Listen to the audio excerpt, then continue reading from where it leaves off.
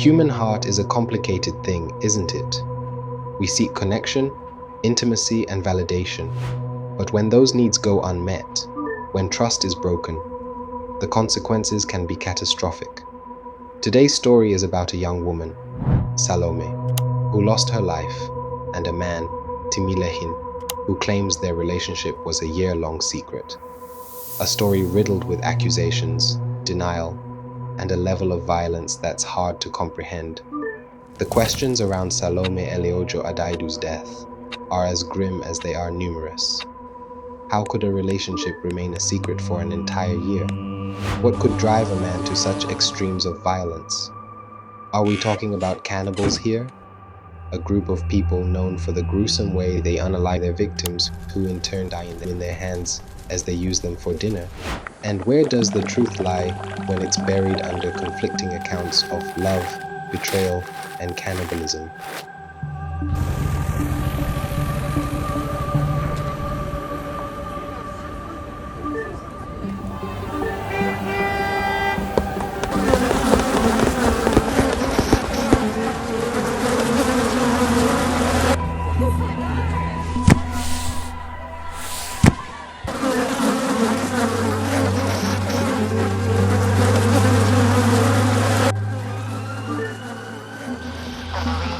On January 12, 2025, Timileyin Ajayi, a 32-year-old self-acclaimed cryptocurrency trader, was apprehended for the murder of 24-year-old Salome Eleojo Adaidu, a young NYSC member serving at Nikon Insurance in Abuja, the federal capital of Nigeria.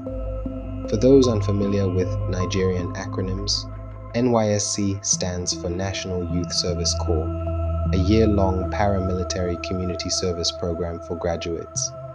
She was just months from completing it, about to begin the rest of her life, when it was so brutally cut short. The story, as Ajayi tells it, is complex. He claims they had been dating for a year, a secret relationship they kept hidden, because, as he put it, it's complicated. When pushed, he admitted the reason for the secrecy was that they didn't get to see each other all the time.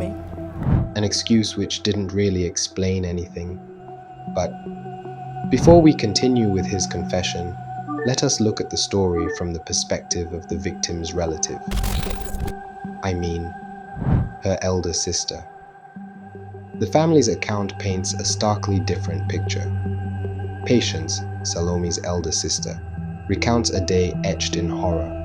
A day that began with mundane chores and sisterly warnings and ended in unspeakable violence. On January 11, 2025, Salome left home after changing outfits 3 times. A detail Patience recalls with aching regret. The family believed she was visiting Maxwell, a familiar name, not a stranger. Someone presumed to be her legitimate boyfriend. But by the end of this video, you will understand why Maxwell may have spent the rest of his life in jail for a murder case he knew nothing about. When Salome didn't return, a call from her own phone shattered the silence. You see, her sister had earlier tried to reach her, but failed severally. At some point, she was made to believe Salome had been kidnapped. When the call from Salome eventually was picked, Patience heard an unfamiliar voice. A voice very different from the one she knew. She was asked to come to the general hospital that something bad had happened to her sister.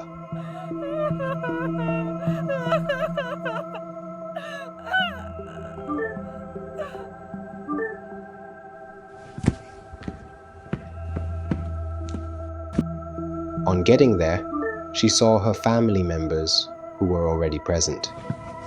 There, the family faced a nightmare. They saw how Salome's body was dismembered, her head severed with chilling precision. Earlier, the police had traced the killer to Nasarawa, where his makeshift slaughterhouse awaited, a room drenched in blood, tools laid out like a butcher's, tomatoes piled ambiguously beside buckets of washed body parts. From Patience's perspective, the suspect, Timileyin Ajayi, was a professional butcher who kidnapped unsuspecting Nigerians, kills them, and sells their body part as meat to a ring of cannibals living in the country. But as the family grappled with the horror of Salome's mutilated body, investigators turned to the man who claimed to love her. What followed was not a confession steeped in remorse, but a chilling calculus of obsession. No hesitation, no denial, just a hollow affirmation, as though reciting a grocery list. A relationship reduced to a transactional equation. No grief, no rage, just a warped logic that turned love into ledger entries. While patients spoke of tomatoes and butcher knives, Ajayi spoke of time. But time had run out. You know, at this point, I was beginning to think, the suspect, Mr. Ajayi is playing mad. Maybe his last effort to convince the judge during trial that he is mentally unstable and perhaps escape the capital punishment of his offense, which could be death. I invited Salome. Okay. She came to my house and we're actually vibing. We're not actually vibing well, but based on one or two things, What is the one or two things? we started getting close to each other. And I saw that my vibe and her vibe came together. That's how you killed her. Just tell us how you carried out, how long you planned to carry out the attack and how you executed it. It's not something I really planned on. Something that it happened on that day and it happened. She was always cheating. She hid most of the things from me most times. How did you get to know? Because I saw her phone. How? When did you go to know? I saw her phone, like I said. What did you see in the phone that made you very angry? Most of the chat with the other guys. That's what I saw on the phone. So that was when you decided to kill her? Yes. Pause for a moment. Let's check something. What's that thing about fire? Yeah, I got it.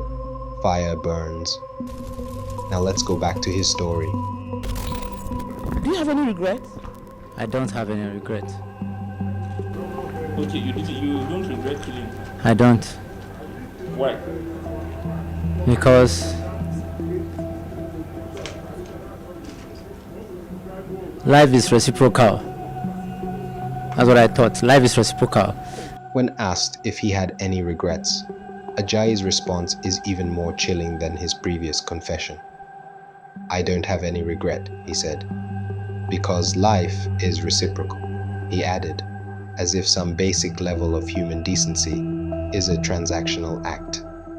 He speaks of compatibility, as if he had simply decided that a human life was of no value. This guy is mad, you may think, but I see a carefully crafted script playing out. When asked how he was caught, he says, I wasn't caught. I surrendered myself. It's not true. I wasn't caught. I surrendered myself. And then goes on to dismiss the idea he was caught trying to dispose of the body. But the actions described by Salome's sister paint a picture of calculated violence. He dismembered her body into more than 50 pieces before cleaning it up for consumption. His actions suggest a callous and shocking level of intent. Salome's family, meanwhile, tell a different story. They'd never even heard of Ajayi, let alone been aware of any kind of relationship. To them, there was simply no such thing as a year-long secret relationship. It doesn't happen in my family, said one sister. There is a certain way we were brought up. Even just friends, not even a sexual or intimate relationship. Just friends. Everybody has to know your friends, so that we will know where you're going to and who to hold responsible. She concluded her statement. My mom lost a daughter, so I feel really bad about the whole situation, and I demand and need justice to be served to this guy sitting over there, her sister said in an emotional statement. What's clear is that their grief is palpable, and it has been confirmed that, on January 17, 2025, Ajayi was indeed arraigned in court, on a one-count charge of culpable homicide, punishable by death. The details of this case are horrific, a chilling reminder of the devastating consequences of domestic violence and the importance of holding those who commit such acts fully accountable for their actions.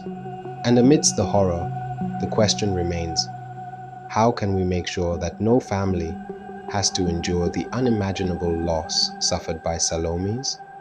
That was the story of Salome Adaidu and the alleged cannibals.